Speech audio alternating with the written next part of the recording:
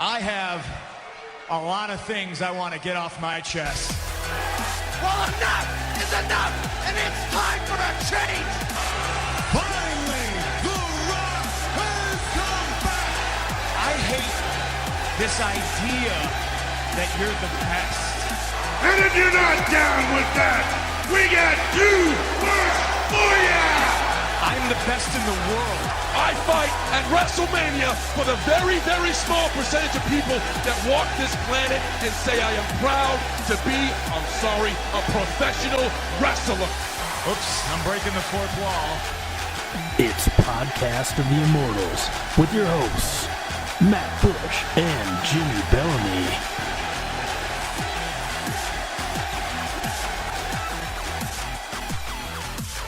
Welcome to the podcast. I'm Jimmy Bellamy, flying solo today. We will be joined by Matt, however, in a little bit. He literally is on the road to WrestleMania. People use and abuse the word literally a lot lately, but I mean it this time. It fits. He is driving, or was driving, and I think he just returned from dinner and will be calling us shortly, so we'll have him on the beautiful iPhone 5 here. Including a title match that has been moved to the pre-show that you can check out on YouTube. And aside from that, we'll just get Matt's thoughts on, I guess, the first leg of his trip so far, which probably hasn't included much wrestling, although he did bring his gal, so there might be a little something there to talk about. But in all seriousness, he's pretty geeked up, I know, for the main event and for a few of the other matches at Mania. It should be a pretty cool first-time in-person experience for him. And I'm excited for him. I've never been to a WrestleMania, and I'm excited enough just to watch it on TV. Even though, really, I think we could all agree the build-up has been very underwhelming.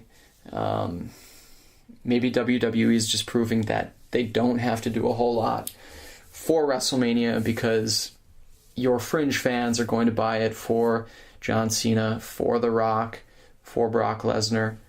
So they didn't have to do a whole lot of hyping. We'll get right into it, though, with Raw.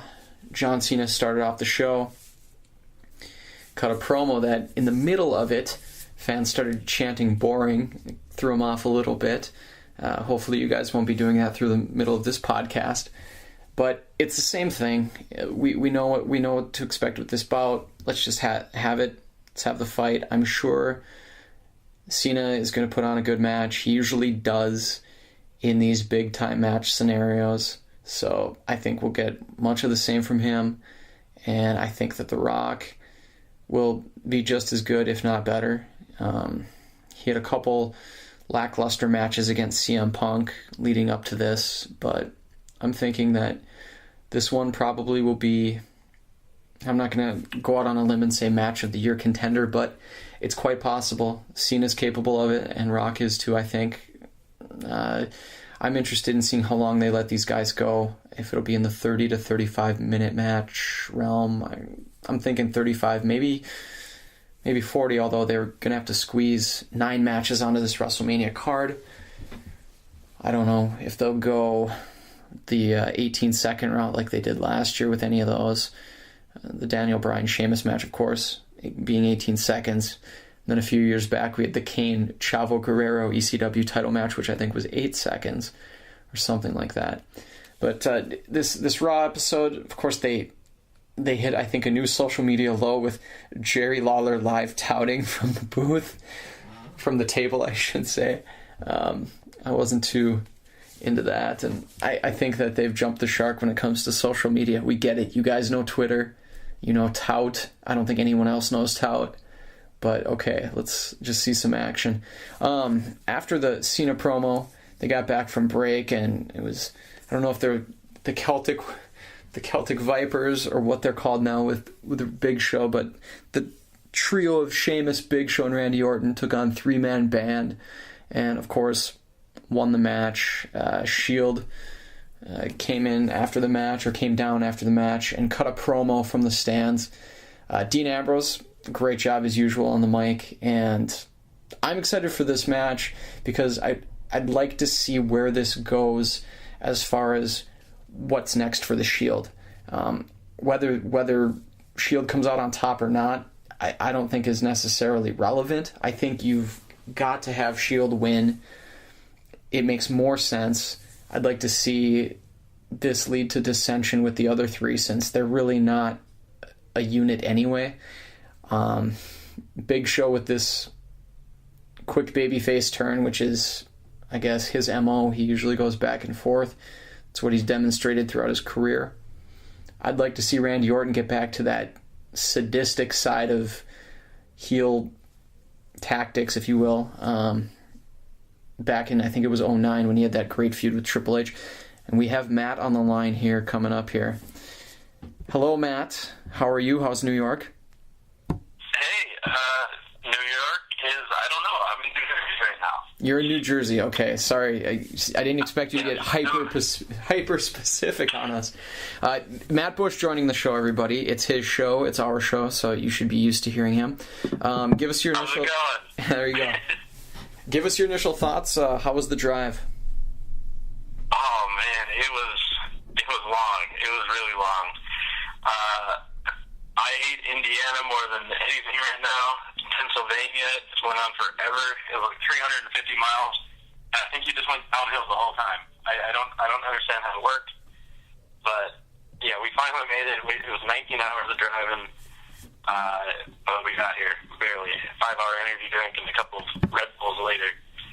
And we're in the home of M&M's, Hackensack. I think the Hackettstown, New Jersey. Well, and I went by the plant today. Well, good. Well, I'm glad you did that. I hope you stopped and got some samples. Well, they don't let you go in. There's like no tours apparently. If they don't sell beer, it's not worth it anyway. Exactly. But what I did find out is that you can just bring in your own beer to a restaurant, and we did that. So I had a beer from Wisconsin in New Jersey. Not bad, not bad. Did you catch Raw at all yesterday? No, but I am kind of, and I'm so pumped that Triple H's corner. You're so pumped that Michaels is in Triple H's corner. We had a little bad connection there for a second, but I think that's what you said. Is that correct? Yeah, that HBK is back, and he's going to be at Mania. I'm pumped for that. I'm so happy that HBK is going to be involved in that angle. What kind of role do you think he's going to play? Well, I mean, we talked about it earlier, the possibility of him, costing Triple H the match somehow. Maybe not on purpose, and that could lead to a feud. Because, these career-ending matches, I think Savage had about 5 of them before he actually did retire. So these career enders never actually hold weight to them, unless you're Shawn Michaels or Flair came back. But I don't know. I just think there's a lot more possibilities with Shawn. And I think with this career-ending match, the stipulation doesn't have much weight because everybody knows that Triple H is a presence backstage, and he will be probably until he dies. So there's that element where he's not going anywhere, and even if he were to lose this match, you know that someday down the road there's probably going to be a time where he has a match. Yeah, well, and they could write it out so easily where, Vince McMahon is just like, yeah, he this contract's null and void because Paul Heyman, whatever, and he's back. Like, it'd be such a simple fix. Like, it doesn't hold much weight. So, I don't know. I think it just opens up a lot more possibilities, and it's not so certain what's going to happen now. Yeah, I'm hoping I'm just hoping for Michaels to turn on Triple H. That's what I'd like to see out of this match. Oh, that'd be sweet. Yeah, I'm thinking if he can help revive that. I don't want to say that feud because I'm going to assume that there's going to be no follow-up between Lesnar and Triple H beyond WrestleMania. But I'd like to see it maybe springboard to something like we talked about with a match between those two at WrestleMania 30. But I do have those mixed feelings. I don't want to see Michaels fight again just because he made that promise that he wouldn't. So we'll see. Yeah, it was pretty perfect at 26 the way he went out. But I'd like to see another match. Shawn Michaels, he's the best ever. So more is always better. So, quickly, what's on tap for your WrestleMania week? What wrestling-related things are you going to be doing first? Sure. Well, tomorrow we're going to New York, doing some touristy stuff. Thursday is golf. Friday is New York again. But Saturday we're going to WrestleCon. Nicole's really excited. She's going to get a photo of John Morrison and his abs. And I might try and get one with Kelly myself. So WrestleCon. Oh, and Kurt Angle's going to be there. Not bad. One of my favorites. Yep. So I was thinking about getting you a little sign, something or something. Aw. Don't hold me to it. But I might. That'd be very nice. But Sunday is a big day. We have Access in the morning, WrestleMania all night, and then we got Raw on Monday. You know, with the way WrestleMania has turned out the last few years, the Raw after has almost been, I don't want to say better, but last year's Raw in Miami was, I think, the best one of the year, and this is almost has to feel like a bonus. Oh yeah, it was insane. I actually just watched that again. I have it saved on my DVR still. That crowd was insane with the yes chants and and everything with Brock Lesnar coming back. So I'm really excited about that. We got sure to have to do, so that should be really fun. And that's cool that your first WrestleMania experience, I guess, after coming down from what I imagine will be, I don't know, kind of a high, it's nice to have the Raw to look forward to instead of that long trip back to Minnesota. Yeah, the 20-hour trek, yeah. So yeah, it should be good. We're really excited. But yeah, that's about it. But I don't really know what else happened at Raw other than HBK coming back. I'm looking to maybe watch some highlights on YouTube or something. But I'll gloss over it here. I was quick. I was early in the recap when you called. I was just talking about the first match of the night was the Shield, or not the Shield. It was I don't know if they're the Celtic Vipers anymore now that Big Show's a part of it, but that trio took on 3MB and won, and then Shield cut a promo after the match from they the beat crowd. 3MB? Yeah, it was. I know it was a shocker. Holy cow! What Yeah. a huge upset. Totally, I didn't see that coming at all. And then, Yeah, I know. What a swerve. Shield cut a promo from the stands. Dean Ambrose did most of the talking. He started out and he did the best, and then Rollins followed, and then Reigns. But they went back and forth, and I was just telling the audience that's a match I'm excited for because I'd like to see what it sets up for the Shield after WrestleMania. And then other than that, a couple other highlights.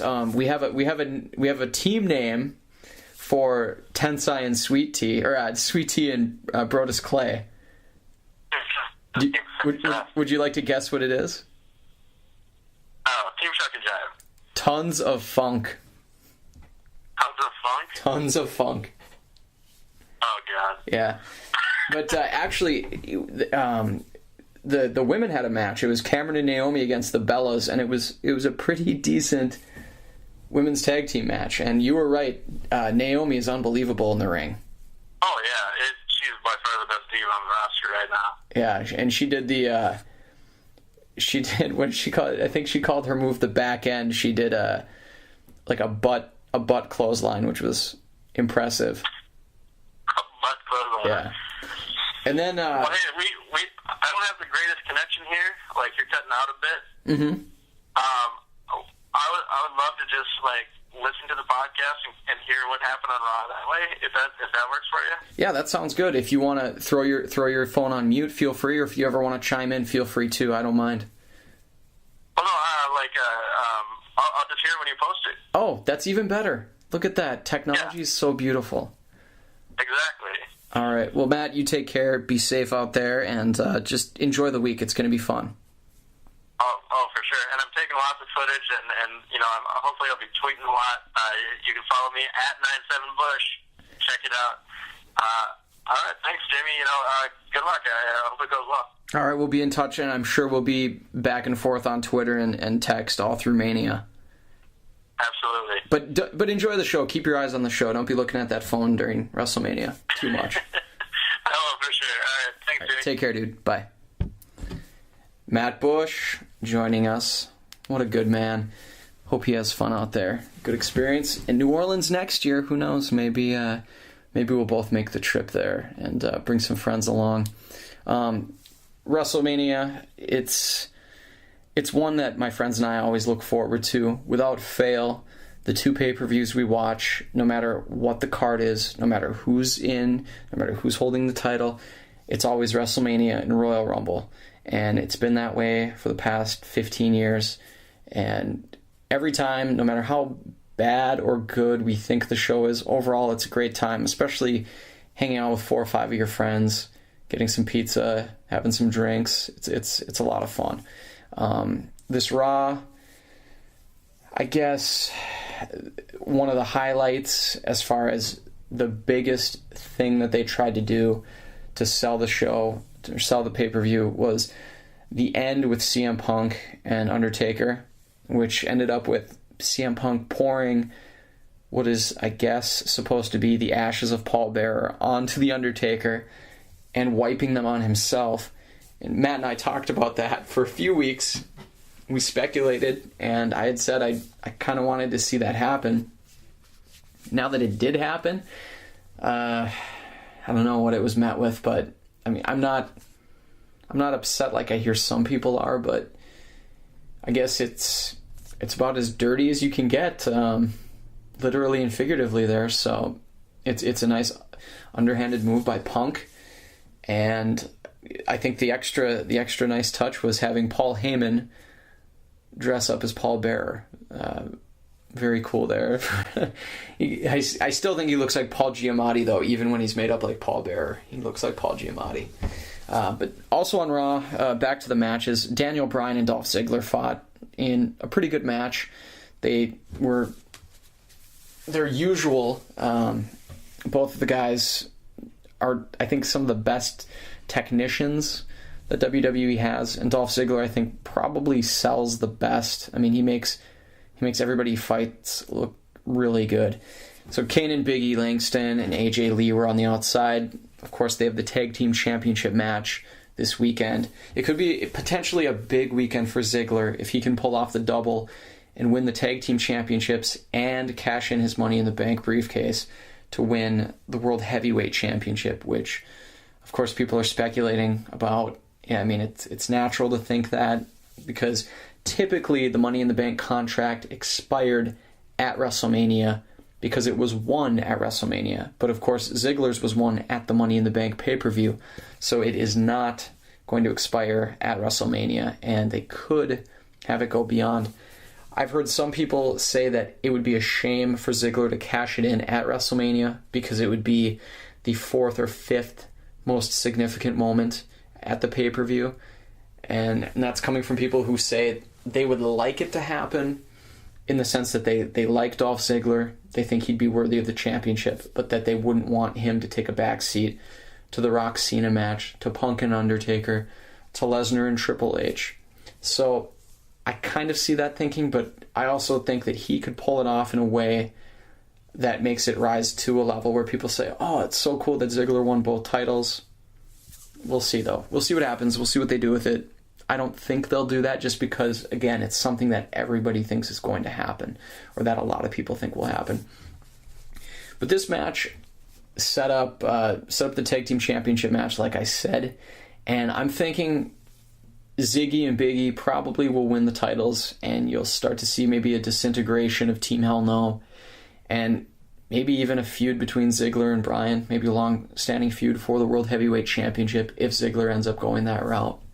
And of course, as Matt said, Shawn Michaels appeared on Raw, and I think that was only natural and only to be expected by everybody going into this. He did it last year with the feud for Triple H and Undertaker, and I think he did it the previous year for the Triple H Undertaker match too, where he made his appearance. And of course, he says here they kind of went the route last year, or it looked like they were going to, where he said that he didn't think Triple H could beat The Undertaker. This year, Triple H started saying that. He didn't want to hear Shawn say that he didn't think he could beat Lesnar, but Shawn said, no, I want you to beat him, and I want to be there for it. So he's going to be in Triple H's corner, And as Matt and I just touched on, this could lead to myriad things. It could be just, hey, Shawn Michaels is going to be at the pay-per-view. You got to see what he does. Or it could go deeper where he starts feuding with Triple H. And to me, that'd be old school Shawn Michaels to do that, to be in somebody's corner and to turn his back on them. He was notorious for doing that when he was no longer wrestling. When he was on that hiatus, he'd come back and he was the commissioner. He was a special guest referee, and he usually ended up sweet chin musicking somebody who wasn't expecting it.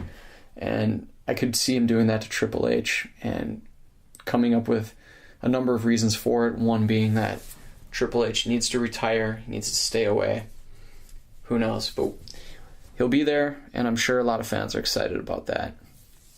I mentioned earlier in the show that a title match was pushed back to the pre-show, and that was the Intercontinental title match with Ziggler, or not with Ziggler, got Ziggler on the mind, with Wade Barrett and The Miz. That's going to be on YouTube, and I think it's going to start at 5:30 Central, since WrestleMania starts at 6 Central. I'm not too pumped about this just because Miz is 2 years removed from main eventing and retaining the WWE Championship at WrestleMania, and now he's supposed to be super focused on winning the Intercontinental title. Barrett, they haven't done a whole lot with lately, other than the fact that he has the title. I mean, he dropped a match to The Miz a couple weeks ago, and he squashed Zack Ryder for the most part on Monday night, and Zack Ryder's fallen quite a bit off the map. Santino was in a segment with Brad Maddox, I go with Maddox, and Vicky Guerrero, and he was put into a match against Mark Henry, which had the predictable ending with Henry coming out victorious, and he's going to fight Ryback. They showed a highlight of their weightlifting competition from SmackDown, which I didn't see because I didn't watch SmackDown. It's still sitting on my DVR. But they showed highlights of that, and of course Henry tried to choke Ryback with the bar when he was going to beat his record that apparently bested the NFL Combine. One of the other useless matches was not really a match. I mean, we can call it a match in air quotes, but Zeb Coulter fought Alberto Del Rio, and it lasted about 10 seconds. We had outside interference from Swagger on Ricardo Rodriguez, and then Del Rio came out to defend Rodriguez before anything could happen to him.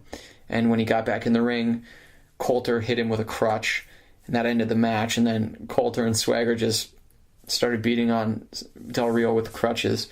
And that was about it. Set up the match for Mania, the title match here. We've got, I guess, the heel getting the best of Del Rio going into it. That is until we have SmackDown on Friday night, or I guess on Tuesday night taping, and then Friday night we'll see that go to air, and we'll figure out what happens there if Del Rio gets the best of his Swagger coming in. It'd be nice to see the heel have the advantage going into it, especially with a lot of people speculating that Swagger will not win. And if it ends up being Ziggler to leave with the title anyway, it'd be nice to see Swagger get some licks in, and then Del Rio pull it out at the end, and then Swagger beat the hell out of Del Rio to make him incapacitated and allow Ziggler to get that win. And I could see that happening. The Rock cut a promo saying how he was going to beat Cena, and it was the usual Rock, maybe not as many insults, but crowds seemed to like the fact that The Rock was in DC and he got to show off his title. But it was the usual, it was the catchphrases and the eyebrow, gave the old school eyebrow. Chris Jericho fought a match and then got beat up by Fandango. In the match, he fought Antonio Cesaro, who I'm surprised doesn't have a match at WrestleMania. I think it's disappointing that he doesn't. He's a guy, he's the U.S. title holder. He should have a match, or at least throw him on the pre-show. Right now, the only advertised match for the pre-show is the IC title. Who knows, we could see another one get added. It could be a U.S. title match. He's without an opponent, but they could easily find somebody to face him. But during the match, Jericho and Cesaro put on a good show. It was entertaining. It was good. And then Fandango interfered. And after Jericho won the match, Fandango came in and beat him up. And that was about it. It was nothing we haven't seen in the last couple of weeks. And we'll get Fandango's first ring appearance Sunday at Mania. Beyond that, I don't know what's in store for Jericho if he takes off shortly after that. I can't remember how long his contract is for this time. But we'll see. I'm sorry, guys. This is just flying solo like this. It's my first time, and I'm not... Matt's kind of my nookie blankie. But we'll pull it out here. We'll muscle through this. Next on Raw, we had that women's tag match I talked to Matt about, and Cameron and Naomi fought the Bellas in a decent match for a women's tag, and the Bellas ended up pulling it out at the last minute with a quick roll-up, but that was more posturing for the 8-person tag match that we'll see at WrestleMania between Tons of Funk, Tensai, or also known as Sweet Tea, and Brodus Clay, with Cameron and Naomi fighting Team Rhodes Scholars, Cody Rhodes, Damian Sandow, and Nikki and Brie Bella.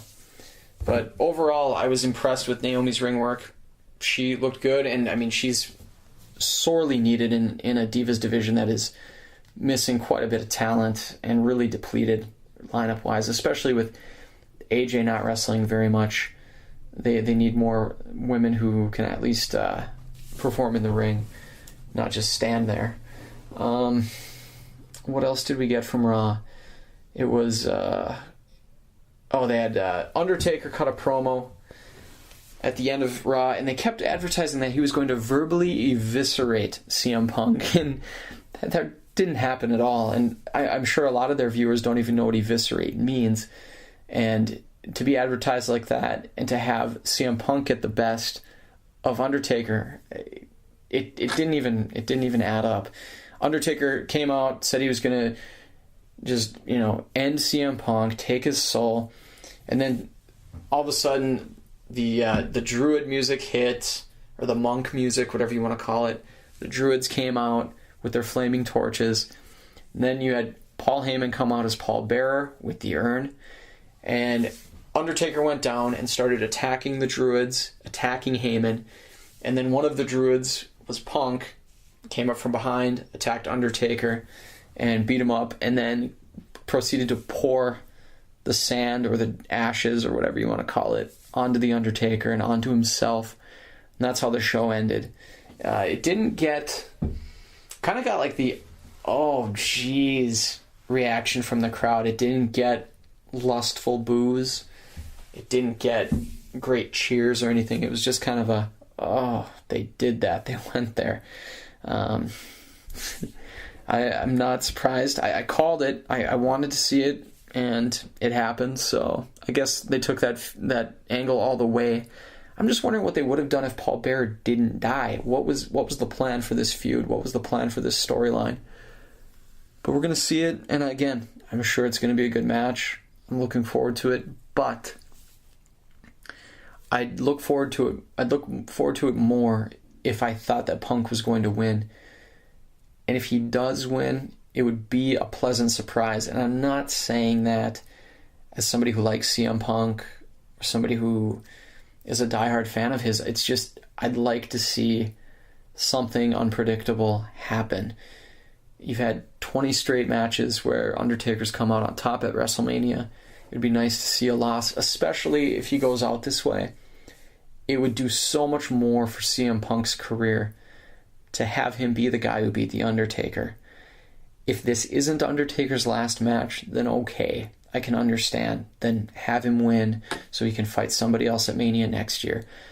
But it'd be, I think, a great tip of the cap to see The Undertaker give his approval to CM Punk and say, this is the guy who's good enough to beat me at WrestleMania. So hopefully we will see that. That does it for Raw. It was quick and painless. Hopefully painless. Hopefully not too painful. And I'll just quickly go over the WrestleMania card. Pre-show, we had Barrett Miz for the IC title. So we'll have that. And then we'll have a musical performance from Diddy. That's about 5 years too late, maybe even 10 years too late. But he'll be there, Mr. New York.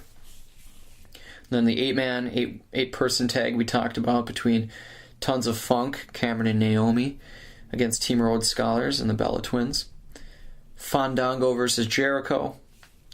WWE Tag Team Championship match, Daniel Bryan and Kane of Team Hell No fighting Dolph Ziggler and Big E Langston. Ziggy and Biggie, unofficially. Heavyweight Championship match, Alberto Del Rio versus Jack Swagger. And then we're going to see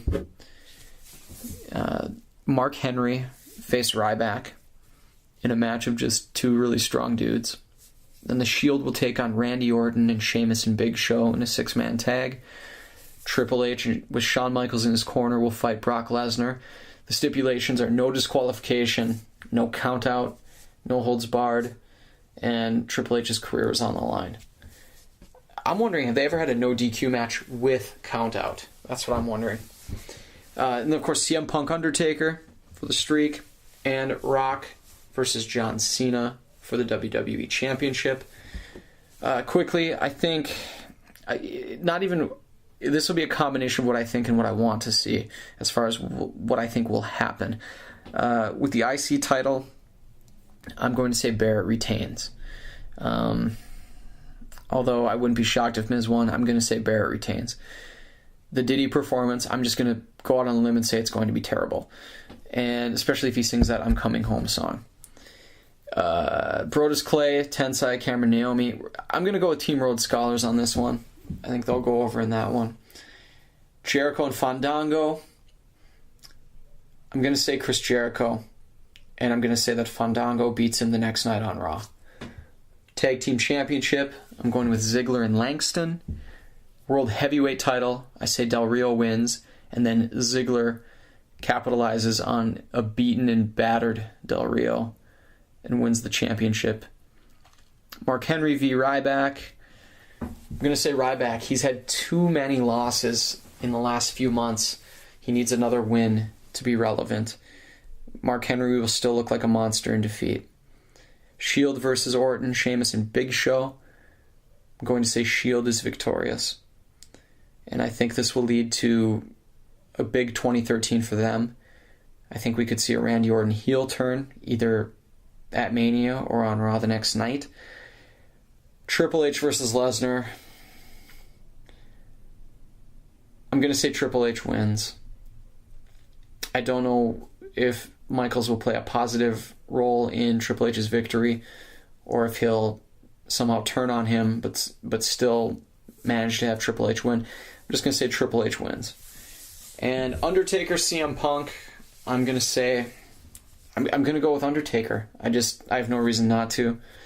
And for the WWE Championship, I'll say John Cena beats The Rock. And I'll be happy to see the title going back to a full-time wrestler so we can see it defended and see it talked about and see it relevant again.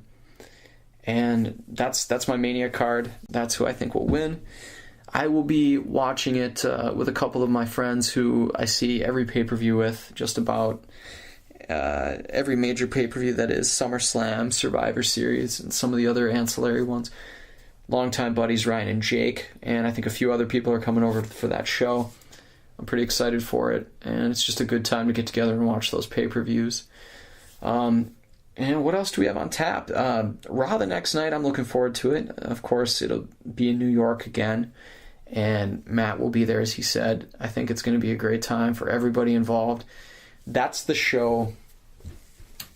I think I'm looking forward to that more than WrestleMania, and I'm hoping that they can turn that into another I guess, kickoff to their season, establishing new feuds, making some more stars, I guess, elevating some characters, and just giving them more of a chance, giving guys like Ziggler more of a chance, week in and week out. Maybe giving Cesaro one, even though he doesn't even seem to be on the WrestleMania radar. Maybe he'll turn something on with his U.S. title. Maybe he'll lose it and go for a bigger title. We'll see what happens. But, thanks for bearing with me on this one. It's a short one today. And we'll be back next week. We hope to have Dave Sabick or a couple other guests. And, again, I appreciate you guys sticking around and listening to the podcast. Have a great week. Enjoy WrestleMania. Let us know what you think of the card. Let us know what you think of the pay-per-view after it's done as well. You can find us at ImmortalsPcast on Twitter. You can find us on Facebook at Podcast of the Immortals. And you can find our WordPress blog, podcastoftheimmortals.wordpress.com. Lots of places to find us. I can be found on Twitter at Jimmy Bellamy. And as Matt said, he's at 97Bush, Busch. And everybody take care. Be safe.